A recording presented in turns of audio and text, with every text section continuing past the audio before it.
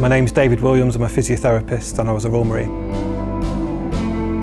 I think there's a lot of similarities, but the main ones are being able to communicate and being able to work as a team. And they're essential skills for any physiotherapist and the same for someone in the armed forces. My whole physiotherapy career kicked off with that idea, that sort of, thought, oh, I'm going to be a physiotherapist, but then I needed to find out a lot of information. So I did it by visiting loads of universities, getting some work experience and speaking to physiotherapists and building a sort of plan to get me from, leaving the armed forces to being the physiotherapist that I am now.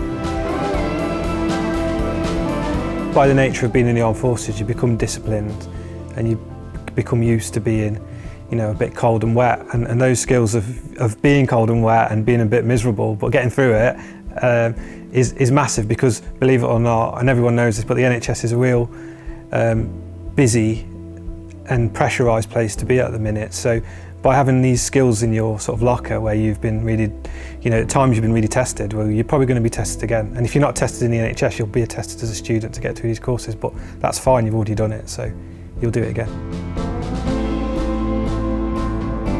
It's the old adage that I got injured and I become a physio. But when I found out more about it, that's when I sold it to myself. And I think it's a real good, interesting job, I would say. You get to work with people who had really terrible news, or they might have had a real bad injury or illness, and you get them back to where they want to be, and it's a good journey to be on with those people.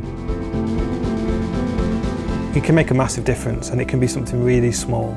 So it could be walking to the end of a corridor, or going up a stairs, or being able to get out of a chair. These are all little things that you might not think anything about now, but if you can't do them, and then you can do them, that can make a massive difference in your life. So that's what I do, and I get a lot of enjoyment out of that.